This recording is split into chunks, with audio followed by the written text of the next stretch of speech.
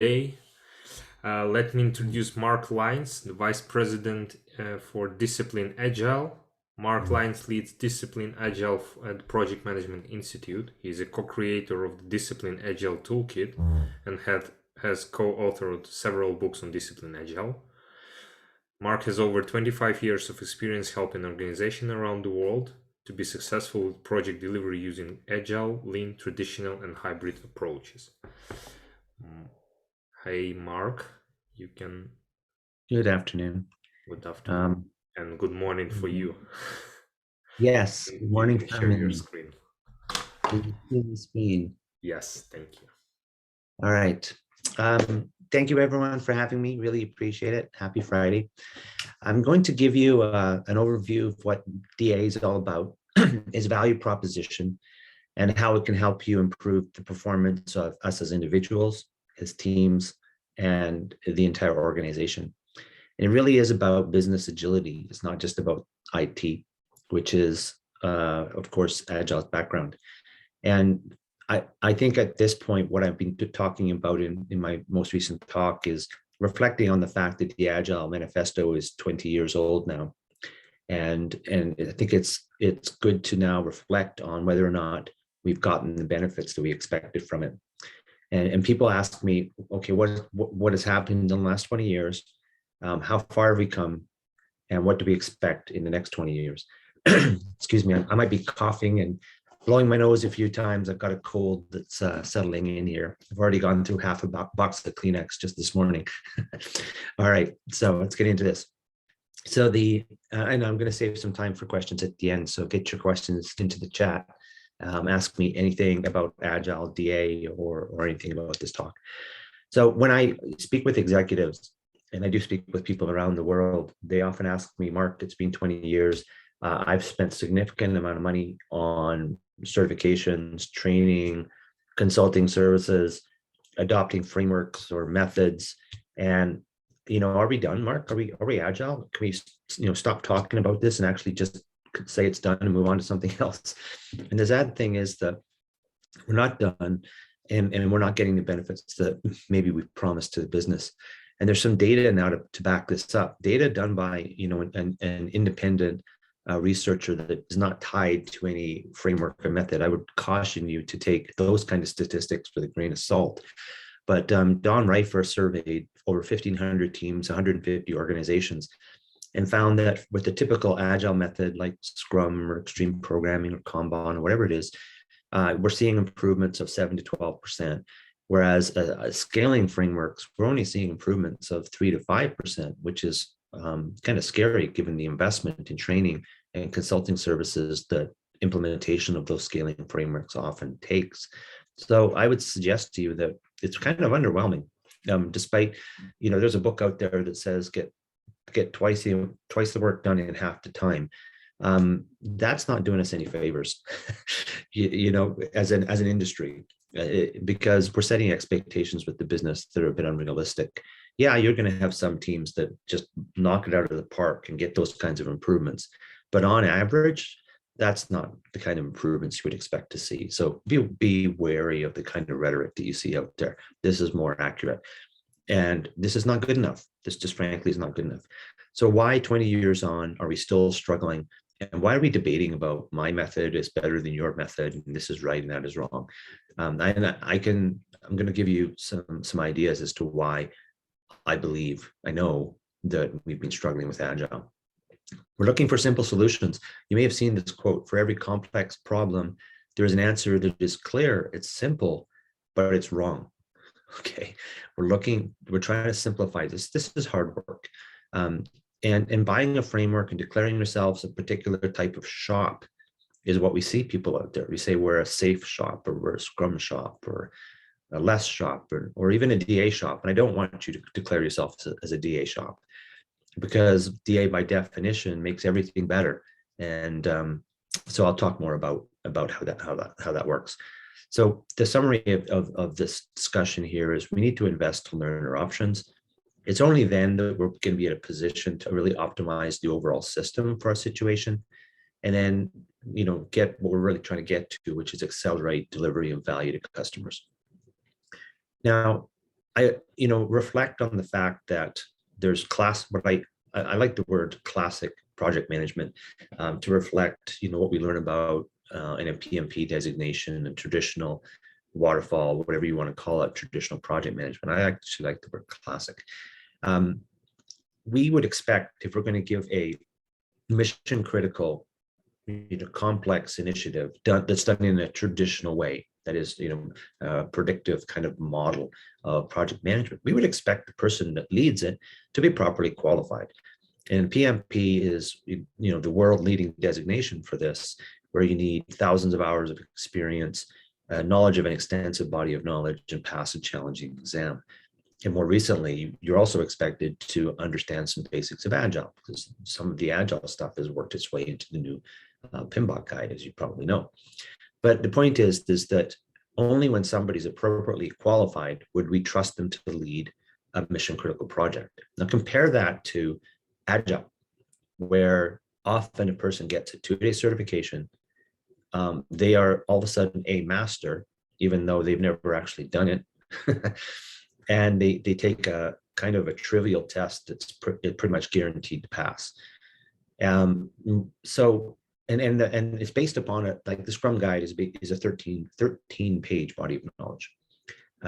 Now, don't get me wrong, this talk is not about criticizing Scrum. In fact, our certifications are named after Scrum, but what we talk about is Scrum Plus. There's a lot more to it to be successful than a 13-page body of knowledge, because Scrum is amazing. It's awesome. It's done us a lot of good, but it is by design a very small kernel of process, very minimal.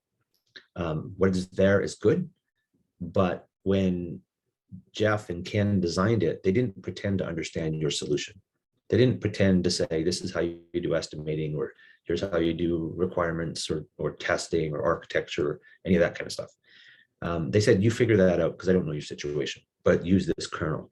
And that's fine. The problem is people think that if you learn the kernel, you now know Agile. You do not. I'm sorry.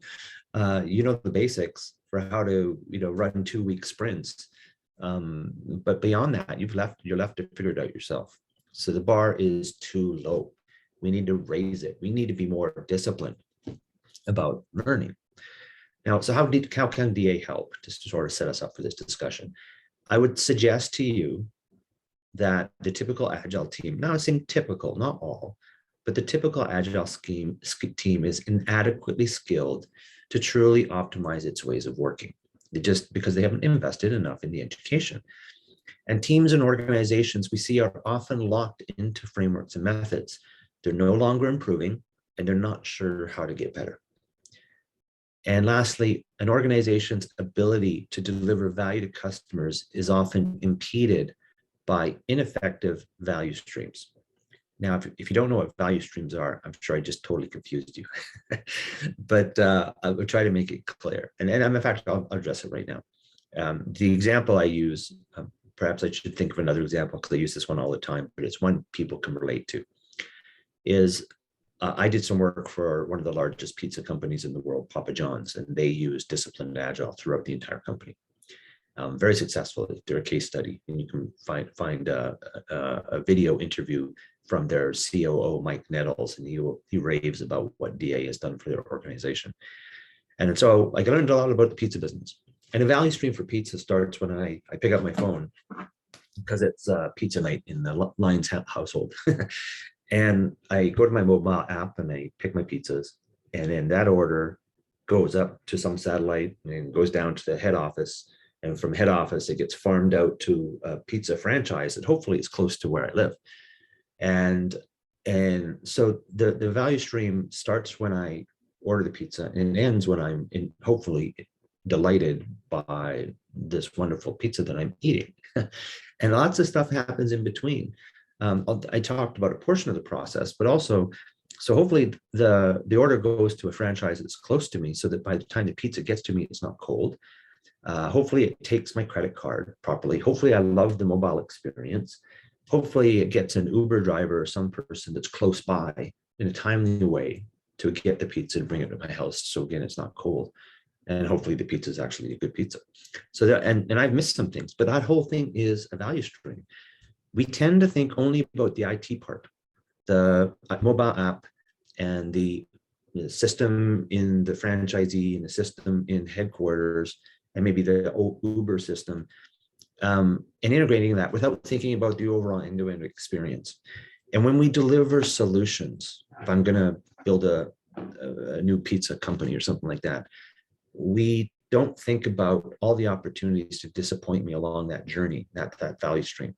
So what we talked about in DA, specifically the value stream consultant certification, is to take a holistic overview of the entire value stream, which would include things like marketing, communications, and other parts of it, the whole, because that's all part of delighting the customer. And we should teach you how to optimize it, how to make it more effective, which is really, folks, if you're thinking about your career, value streams are, in Twitter terms, trending. People are recognizing that a lot of frameworks and things are so much about building IT solutions, they don't think about that overall end-to-end picture. And the value stream consultant is brand new and is the only thing available, period, that really teaches us how to effectively improve value streams. So a little advertisement there for the value stream consultant certification. So DA, it's a toolkit. We used to call it a framework, but it's not. It's really ingredients that you can sprinkle over top of whatever technique you're currently using, whether it's Scrum or whatever, to make it better. And if you're not using anything, well, we have Scrum inside it. We have, I would call those recipes. If DA is a toolkit of 1,600 plus techniques, the method like Scrum would be a recipe. So it's a starter kit, if you will, for Agile. If you're already using Scrum, then that's great. We think that our Scrum recipe is a bit more robust, a bit more disciplined. But so you can either use what you're doing using the toolkit to get better.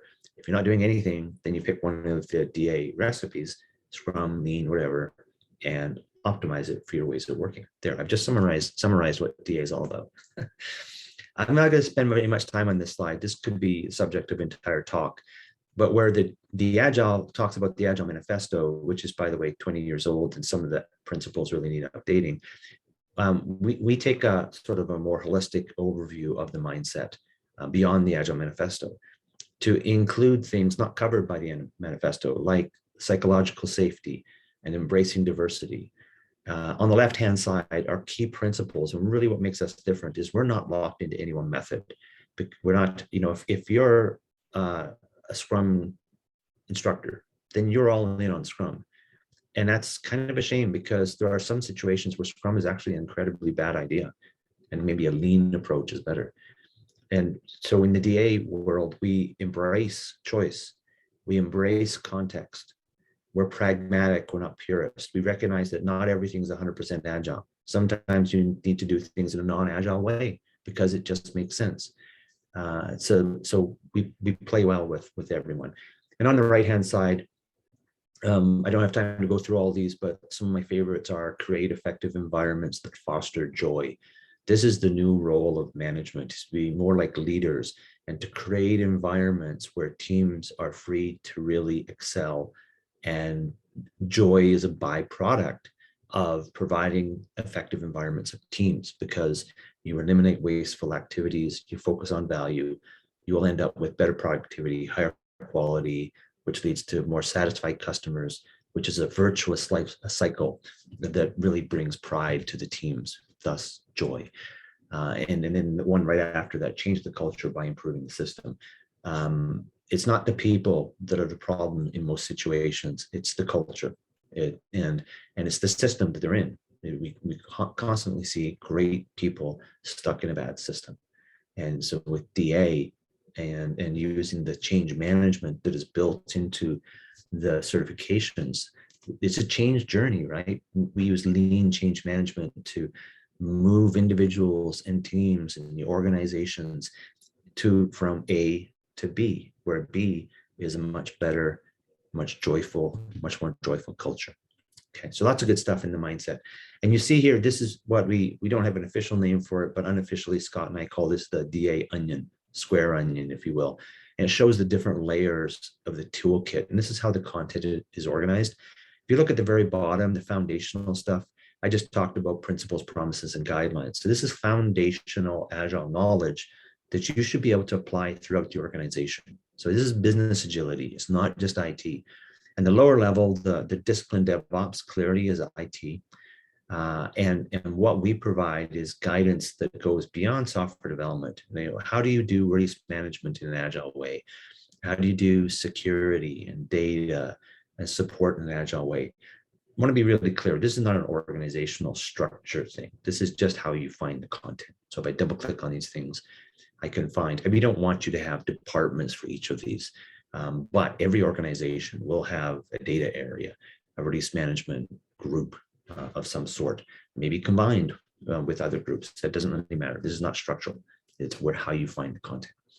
I'm not going to take a deep dive into that, but I will show you some examples of some parts of the toolkit. So the first thing here is we want to learn. We want to supercharge our skills. Just a time check here. And I alluded to ingredients. And the sad fact is that we are typically undereducated, underskilled on the options available to us. And this is kind of sad. You and your teams have options, lots of them. Do you know what they are?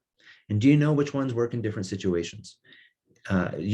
People hear for Agile, they hear about user stories to be used as a technique for requirements and acceptance tests as a way to test them.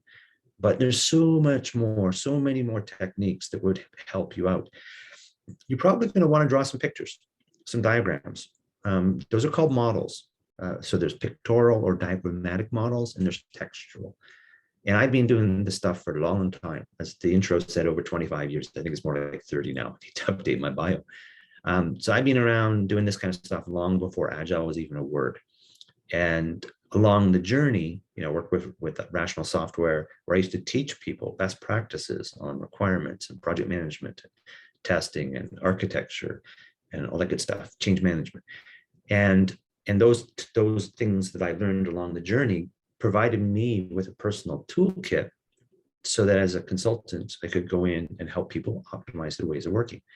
So over the years and reading hundreds of books, there's hundreds, but many, many, many books, a lot of that now and using it is up in our head. And so what Scott and I did is we institutionalized this. We put it into the DA toolkit so that people don't have to go through reading the dozens of books that I have. They can go to one place to learn about options. And then if they're interested in certain techniques, they can take a deeper dive. We don't try, as an example, personas. We don't tell you how to do personas in detail, but we tell you what they are, where they're useful, and if that's and then links to where you can find out more information. And if really something you're very interested in, then you can buy a book or read some articles or watch a YouTube video on how to do personas. We don't try to do a deep dive into each of the techniques. We want to show you the menu, and then you can say, these ingredients will help me improve my process. So it's a significant body of knowledge. The Scrum guide is 13 pages. It's 13 pages of awesomeness. Like, don't get me wrong, but it's just clearly not enough to get the job done. Our current Choose Your Wow book, which is free, by the way, for PMI members as a PDF download. If you want if you're old school like me and you want the hard copy, you can get it on Amazon or the PMI bookstore. Just a note, Scott and I have just updated the book, and it will be coming out in, I'm thinking January, latest February. And the current book is a big book. It's big. Oh, you can't see. I should change my virtual background. About 400 pages. So it makes a nice brick, good paperweight.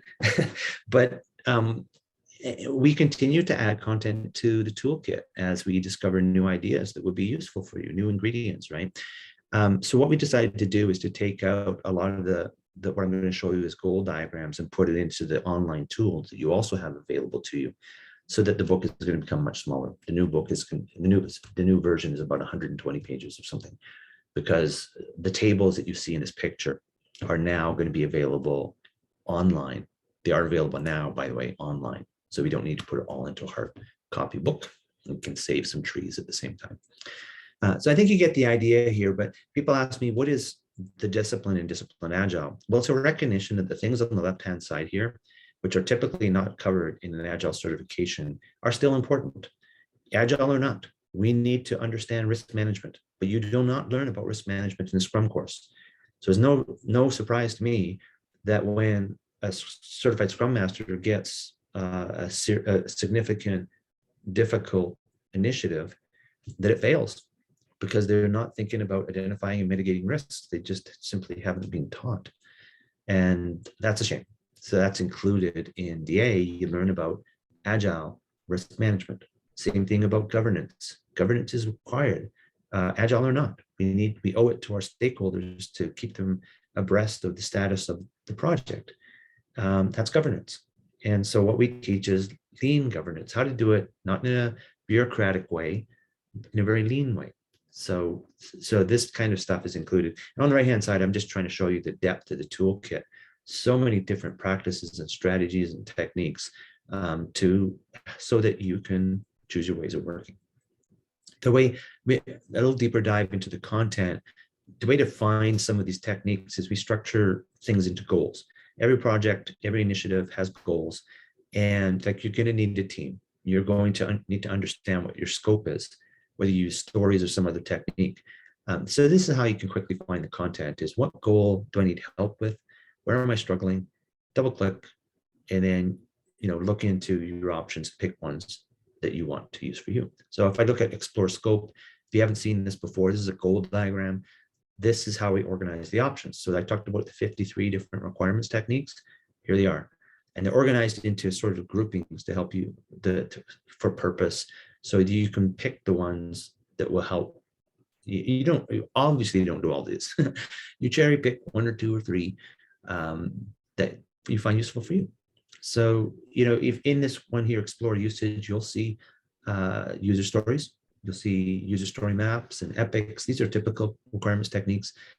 And you also see that we have tables for each of these options to give you a definition of what they are, and trade-offs to help you unpick which ones to use for your situation. Because we say context counts and choice is good. So people say, well, it's like the Wikipedia of Agile. Kinda, but it's more than that, because we don't just give you definitions of everything. We actually tell you which context certain techniques are more useful. This is how you can choose your ways of working. The ones that are bolded means if you're going to use something in a particular category, these are good default choices. And the ones that have arrows beside them indicate that, generally speaking, the options at the top of the list are more agile, more effective than the ones at the bottom. So that helps you make better choices. But notice I said generally speaking, because I don't know your context. So if you have to pick an option that's lower down in this ordered list, that's okay. Then the Agile police aren't going to take you away. You need to decide what makes sense for you, not what some other methodologist says is this is Agile and that's not. And if you do this, you're bad. And if you do this, then you're good. Don't let people push you around. An example here, personas, right? Very useful technique that a lot of people don't even know about. But I personally think it's pretty much a critical technique that you should be using on all your initiatives. We use them at PMI, by the way. So I talked about ingredients. What I just showed you is, the big marketplace of ingredients and how you find them. And life cycles or methods are like recipes that are composed of a set of ingredients. Now, first of all, I want to take a diversion here and show you the browser if you haven't seen it. You'll see the URL at the bottom. This is on pmi.org. And by the way, if you don't have a copy of my presentation, I'm happy to provide it after. And you can certainly share it or present it yourself. So if I look at the browser, I log on here. Now this is where it takes you to. And if you're not logged on to PMI, if you need an ID, you don't have to be a member, but you need to have an ID. And then the toolkit comes up. So this is what is in our current Choose Your Wow book. This content is going to be pulled out of the book to make the book smaller. And of course, this looks better on a bigger monitor. But if you click on the goals on the left-hand side, you can see that the goal diagram comes up on the right. So if I just showed you Explore Scope. Here it is. And if you look at any of these, I showed you Explore Usage. Now what you see below it is here's your options. And if you want to learn more, we have links out to, this is where it's actually better than the book. We have links out to places on the web where you can take a deeper dive into these techniques. And we're going to continue to add more and more resources. Mark, I'm sorry to interrupt you, but your screen sharing is still the presentation. Oh my goodness, I wish you had interrupted me earlier. Let's see how I can do this. Resume share. Okay. My cursor's disappeared. All right, new share. Let's try this. Tell me if that's working. No, not yet. Pardon me? Yes, now it works. So now you can see the browser? Yes. Yes. Okay. Oh my goodness. So what I just showed you is you can click on the different things on the left-hand side. What you didn't see was that when I clicked on that link, it asked me to log on. So I put in my PMI ID, password, and then it takes me to the browser or a link to the browser, and then this comes up. And when I click on the different goals on the left-hand side, the goal diagrams come up. And then if you click on different what we call decision points, it shows the detail underneath it. So I can, if I click on capture the vision, I can see the table with the definitions and trade-offs. We had talked about explore scope. This is the explore scope one. Oops. And so if I click on what I showed you before in the presentation was explore usage, you can see the table below. And here's the link on the right-hand side to more resources where you can get more information. Okay, so lots of good stuff here. I want to show you one more thing here. We have goals grouped into phases: inception, construction, and transition. By the way, you don't have to use phases. Don't let people say I don't like DA because it has phases. That doesn't sound like Agile. Everything in DA is optional. If you do not need a phase for inception and you're just rolling from sprint to sprint to sprint, fine, no big deal. You don't have to use the phases. But if you're about to start a big initiative, you maybe want to spend some time up front thinking about the vision and roughly how long it's going to take and how much it's going to cost. So we don't ignore that in DA because we're pragmatic. And we say that's okay. And we have a phase for that. It's called inception. We also have these ongoing goals that happen throughout the product or project. And one of them is evolve the way of working. And you can see here that you see select lifecycle. This is the recipes I talked about. So you can use Scrum, you can use SAFe. We don't care. We work with everything. We make everything better. Okay, so let me stop the share and see if I can get back to the presentation. All right, tell me if you're seeing the presentation. Yes? Yes. Yay, okay. I think I would have figured this out by now. All right, so we have different life cycles or methods. Let me check my time check here. All right, speed up a little bit here. As I said, if you're using Scrum already, then continue to use it. If you want a more robust Scrum, we have 2 life cycles methods based on Scrum. They're just a little bit more robust because they include the use of the phases if you want and some other goodies. And we have 2 flavors of that: Agile and continuous delivery. They're Scrum based. We also have lean flavors. So, and they're often called Kanban based. And some of them are best for project situations, and some of them are best for product situations. There is a movement, if you don't know, within IT to move from project-based approaches to product-based approaches. And I won't go into a long thing about what the difference is, but the highlights would be product teams stay together from release to release to release. They don't get disbanded at the end of the project or the release. They stay together. And this is how teams become bonded teams, high performance teams, teams that actually take the time to learn the business because they're there for potentially multiple years. And so this is much more effective in continually delivering value to customers. So you see, that's always been used in Microsoft and product companies, right?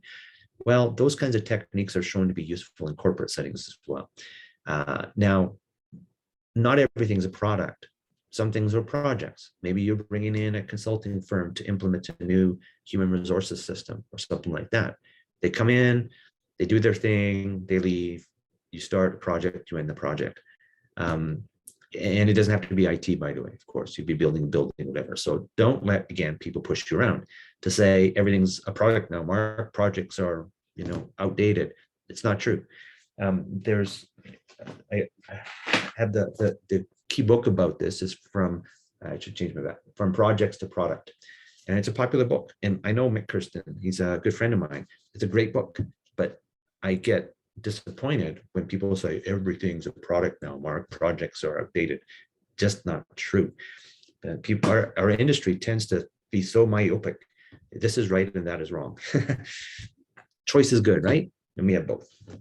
We also have a couple of other life cycles here. One is exploratory, which is like similar to something you may have heard of called the lean startup, where I want to check out a particular market, build a piece of a product before I commit to a larger investment. So we have that. And we also have a program approach, which is very similar to something called SAFE, where you have many teams working on one solution. You don't have to use ours, you can use SAFE, but if you're not a SAFE shop and you want to understand how to use a number of teams working together to build one thing, then we have a starter recipe for you. Oops, okay. So key point there, learn what your options are. Invest in training, in learning. Unfortunately, we've lost our way and we don't invest enough. And you can either take 10 different certifications to try to fill in your knowledge of all the different techniques, or you can take one and learn the DA toolkit, because it's a catalog of what you learn in 10 different certifications. Okay, I'm not saying don't take those other things. If you want to take a deeper dive in Management 3.0 from Jürgen Appello, then go for it. I wouldn't tell you not to. But I would say the way to get an understanding of all your options is with the DA toolkit, and then pick areas that you're more interested in, and then maybe you go take a certification on that.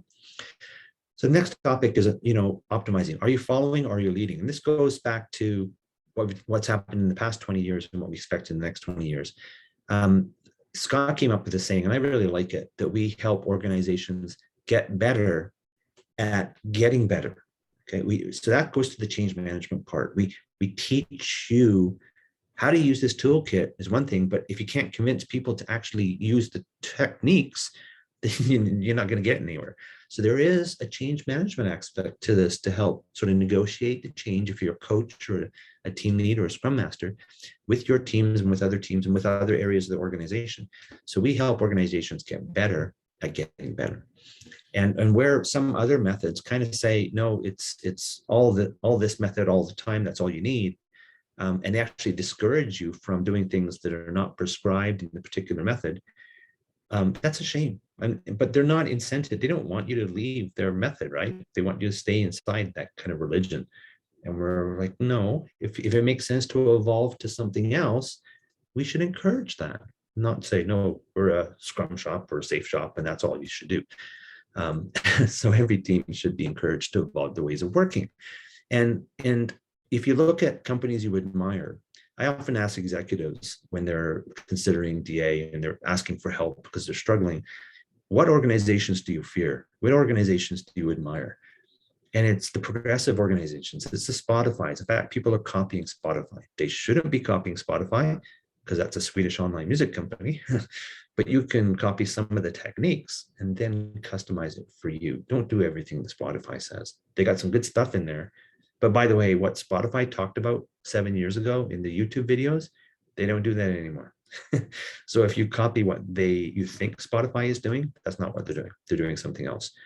But that is a beautiful thing because Spotify has learned they need to own their own process. And they need to continually evolve their ways of working with their business for what makes sense for them. And that's what I'm trying to teach you folks is become like a Spotify. Don't copy. You can start by copying Spotify. Okay. But that's not your destination. The beauty of Spotify is they learn to optimize your ways of working, choose your wow. And with the rest, with the ingredients you have in the DA toolkit and the change management that we teach you, you can evolve a process for you, not for somebody else. So if you copy somebody else's process, that is not how you become a differentiator. That's not how you win, right? So we need to take responsibility for our own agility, evolving ways of working makes sense for us. So I've covered this. And we call this guided continuous improvement. So if you adopt Scrum or some method, You'll get improvements, of course, but we often see that people's performance improvement, going back to the Don Reifers survey, it levels off and we don't continue to improve. Now with retrospectives, which is an agile technique, over time you can continuously improve. You can use this technique called fail fast, which is the team tries different things and management doesn't judge them when they fail, because early failure leads to learnings, which is how you get better. But the thing is, failing is still failing, and it's expensive and it's time consuming. Rather than floundering around trying to figure out how to do things, what if you leaned on the toolkit and picked techniques that are similar for your context that have been proven to work in the past? You'll reduce your failures and you will accelerate your performance improvement. This shouldn't be rocket science. Is if you use proven techniques that are similar to your situation, you're going to get better faster. Unfortunately, the fail fast thing is, I get it. It's admirable, but you fail a lot less if you're invest a bit more in learning your options. We call that guided continuous improvement. And the nice thing is, this is not disruptive. If you go into organizations, they go, oh, we can't do DA because we're doing SAFe, or we did Scrum, and that's where we are. And this is too confusing. No, it's not hard. You don't have to memorize the toolkit. You just have to know where to find answers to help you improve where you're struggling. And it's not disruptive. You keep doing what you're doing. If you're not doing anything, then you use one of the starter recipes that we have. But if you're doing something already, just use this, reference it to get better. It's very nice. So this picture sort of shows that we're kind of neutral. We're not in the methods wars. We're like Switzerland. We don't try to change you or tell you to stop doing. We make everything better. And I don't know what's not to like about that. So lastly, let's talk about accelerate.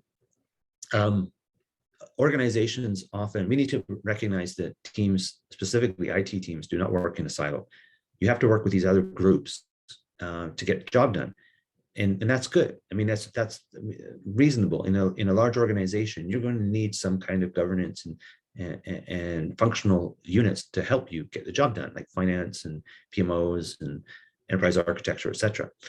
But what's unfortunate is that those groups are often not using traditional techniques that they've used for 40 years, and they haven't learned agile ways of working.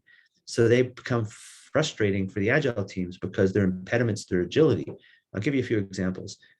Finance says your funding runs out next month. I need you to create a business case, a project plan with estimates, have it reviewed by the project management office before I can extend your funding for another 3 months. Typical scenario. And the team lead says, but that means my teams will need to stop for several weeks to do this planning. They will be producing no value during this time. So in this case, finance clearly is being an impediment to agility because finance has always done things this way. It's, I give you a bit, and they're using a project mentality. I'm going to give you 3 months of funding, then you have to come back and justify, and if it's good enough, I'll give you 3 more months. Related to this is an annual planning exercise that is so not agile. Teams are moving much more towards a rolling wave budgeting process, including PMI. We're doing that too. I've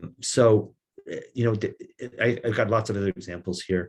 I lose a developer, I need a new developer, and human resources or people operations, whatever you call it, says you will need funding approved by finance, a requisition filled out, an internal posting for 2 weeks before interviews can even start.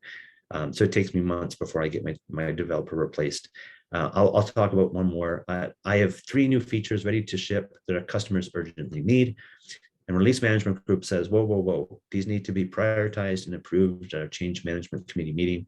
They can then be added to our month-end release. So where your competitors are shipping a feature every day, or as soon as one is ready, this company can only do it once a month. And I've seen often some companies only do it once a quarter. That's your competition is going to eat your lunch if you don't figure out how to do agile, continuous delivery, release management. So I would say to you folks, I'm not picking on these groups. It's not their fault. It's really important you understand it's not their fault. They're trying to protect the organization and they're using techniques that they've been taught to use. We have not gone outside of IT to spend time with them to teach them new ways of working. Everybody talks about new ways of working, right? But the DA toolkit actually tells you what they are and which ones work in different situations. You don't just say new ways of working. You have to adopt new ways of working. So I got more examples, but I think you get the idea. And what you learn in DA, what makes DA special, is we go way beyond Scrum. So yes, it's called the DA Scrum Master. And at some point, we actually may rename it because people think it's just a Scrum cert. It's way more than a Scrum cert. You know, so much more. We teach you the tools to work with these other groups to help them to become agile as well. So we're talking about whether we've named the certs right. And, no decision on that. But anyway, so I talked about the Papa John's flow of value. We talk about this, that it starts at the customer, it ends at the customer. We need to optimize all parts of the system, not just local optimization of teams. So many agile is just focused about one or two teams. SAFe is focused on the larger picture, but it's very structural, very prescriptive, and that's okay. But well, it's not okay. But with the value stream consultant, you can look at the SAFe implementation, and if you're not familiar with SAFe, it's where it's the one solution with many teams, often over 150 people, usually over 150 people delivering something. We teach you how to optimize large scale solutions like SAFe. And lastly, I'm going to wrap up before I get to some questions. How am I doing here? Pretty good. When we designed the new certification program, we did some research, and we found that 11,000 ads on LinkedIn for senior Scrum Masters. And that is part of the rationale as to why we came up with the senior Scrum Master cert. It's because there's like 1 million certified Scrum Masters out there.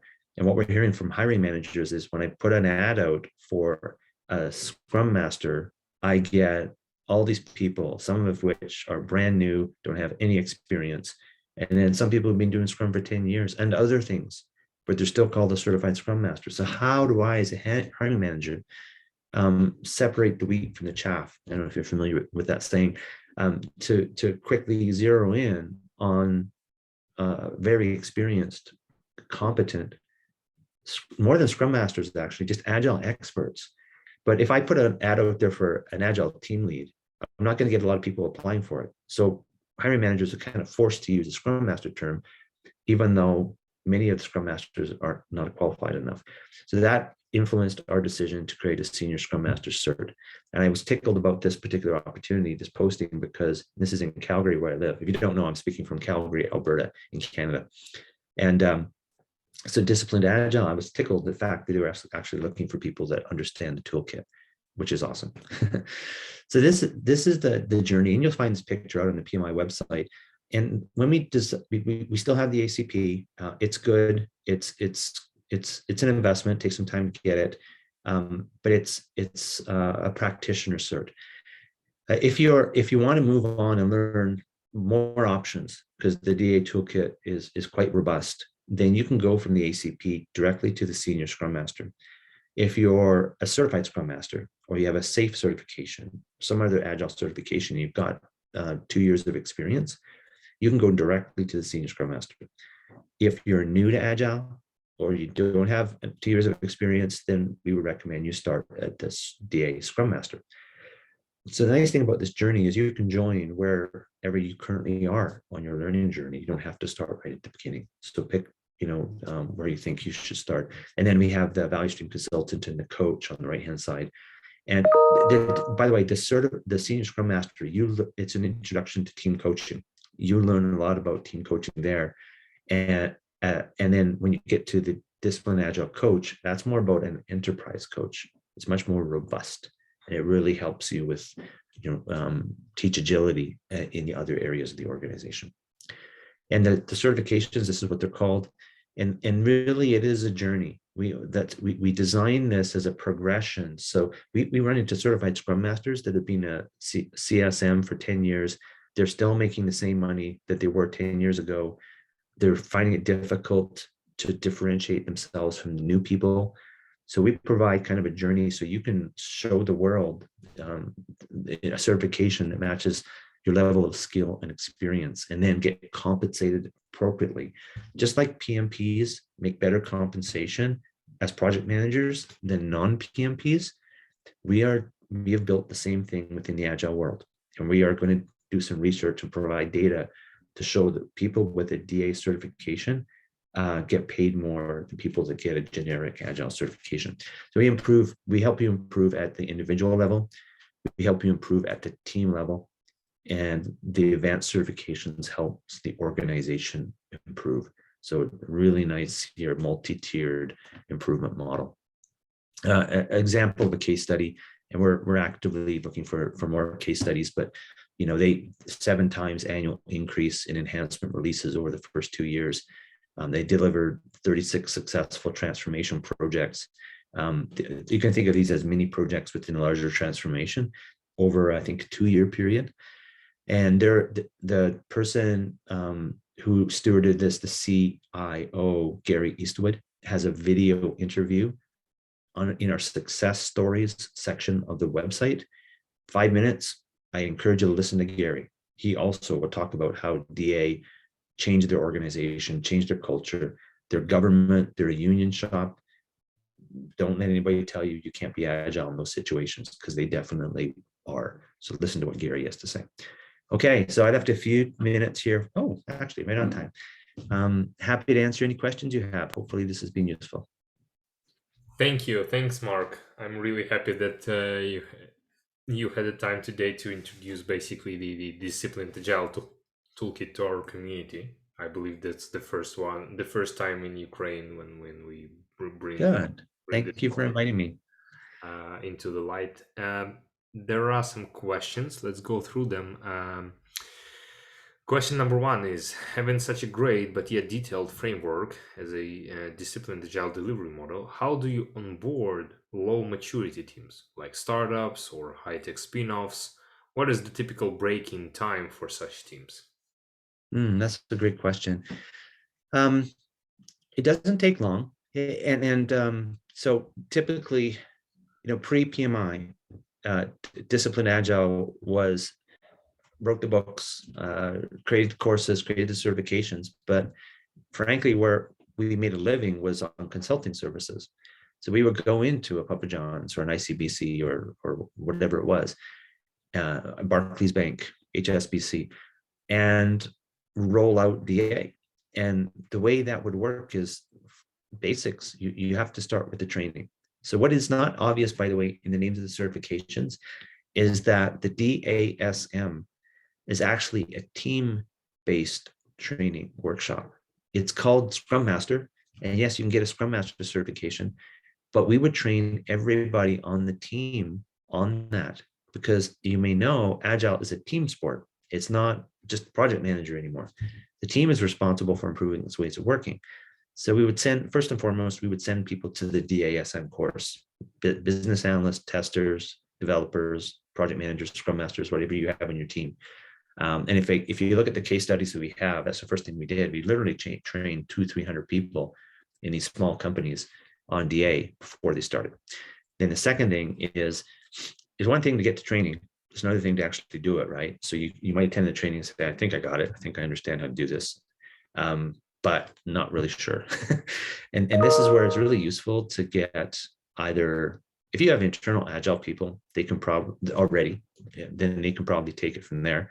If you're newer to Agile, then I would really recommend that you try to find a coach, and ideally somebody who, of course, knows the DA toolkit, to come in and actually show you how to execute Scrum or execute Lean. So I should say, I'll give you an example, a concrete example. Teach 2 stories, right? There's a company called OpenLink in New York, and they make software for Wall Street for trading and such. And I went in to help them, and I won't tell you the background, but essentially they're also like a completely different company now that they're using Agile and DA. And one of the first things you do after the training is ask the team, okay, which starter recipe do we want to use? Do we want to use Scrum? Do we want to use Lean? Nice to have choice. And as you see in the choose your ways of working in the goal diagram, that's one of the first things you do. You pick a life cycle. So that's a nice thing. And looking now where they are, last I heard they had about 26 teams. 18 of them were using Scrum and 8 of them are using Lean, which is great. That's fine. So long answer there, but get the training, ideally team-based training, or if you're an individual, get your own training and then go back and convince the rest of your company to do the training. And then If you're brand new at it, recommend you get some consulting help to help you with the coaching, because nothing helps more than demonstrating early success. And it usually takes, if you're using Scrum, it usually takes 3 or 4 sprints, and ideally with some coaching to really demonstrate the benefit of the approach. So if a sprint is 2 weeks, that would be 8 weeks. Does that make sense? Yeah, thank you. By the way, the interesting question here regarding the team's implementation. I've noticed that toolkit consists of many things related to many, let's say, disciplines that are not specifically about or closer to the project management, for instance, product management and team coaching, etc. And we all know that that nowadays, at least the IT world is moving towards the fact that like every single responsibility should be assigned to very different role on the project, right? So now it's quite common to have a project manager and product manager and business analysts and product owners and one project, right? How do you suggest is it possible to manage such a dependency, like a project manager or a program manager who is familiar with the DA toolkit working with the product managers, and then he's like, guys, we can use personas, for instance, or business canvas, and they're like, yeah, but this is our area to decide, step out. Yeah. You rattled off a lot of titles there. It's or roles. Some are titles and some are roles. It's rare that an organization that adopts Agile actually keeps all those. For instance, if you're really using DA, it's seldom required that you need a project manager anymore. That is the role of the team now, team and the Scrum Master or team lead. I actually prefer the term team lead rather than Scrum Master, but I don't care what you call it, just a word. But so generally speaking, you don't need project managers in Agile implementations. But remember, we're pragmatic, we're not purist. And at PMI, we've got a number of Agile teams and with Scrum Masters, but guess what? We also have a project manager, but the project manager isn't on every team. It's a project manager for a set of teams, because you're still going to have some administration and reporting and whatever that a project manager can help with. So, and I've had project managers work with me on projects in the past. Not a one-to-one relationship, but a project manager that helps a number of teams. So if maybe I need to fill out paperwork to get a new developer, remember that? I can call up the project manager and say, can you help me? I need a new developer, level 3 or whatever it is. And they will go and do a online posting of it and shortlisting and that kind of stuff, which frees me for time to work with the team. So this is another one of those purist things where you'll hear Agile people saying, we don't need no stinking project managers anymore. That's so old fashioned. Yeah, well, we'll see. Right. So, and business analysts, also, I usually see them become product owners. They're very similar roles, but it's a natural. I have seen it where there's a product owner and business analyst where the domain, the business domain is very complex. And a product owner just doesn't know all the business rules, for what is actually, I'm thinking about OpenLink, very sophisticated derivatives and all this kind of stuff. The product owner just wouldn't have a clue as to how to answer the questions for the developers. So we had BAs, subject matter experts, as well as product owners. So you see where I'm getting at? Is there's no one way of working that this is a set of tools, and you can pick the ones. And it's so nice to have the freedom to do what makes sense for you, rather than what some thought leader that's written a couple of books tells you to do. Yeah, I see. Another question from the chat. Any particular tool chain for the project management that you normally recommend as the default go-to solution for the first time to the DED or DASM teams? Yeah. Now, are you talking about the recipe? Or are you talking about a tool like Microsoft Project? Do you know what they're asking? That's an interesting question. Maybe Alex. Let me answer. I'm going to assume it's which life cycle. What we have always done is recommend that you start with Scrum. And the reason is, if you're new to Agile, Scrum is very good at really bridging people's mindset from, I have an individual with tasks and that's all I need to worry about is getting my stuff done, to a team approach where it's a team sport. The team commits, and there's an argument about whether or not you should be committing, but whatever, I'll use the word commits. Team commits to a set of work for the next 2 weeks. And it's not what Mark does as a developer and what Janice does as a BA or tester. It's about us all getting stuff built and tested by next Friday so that we can demonstrate it.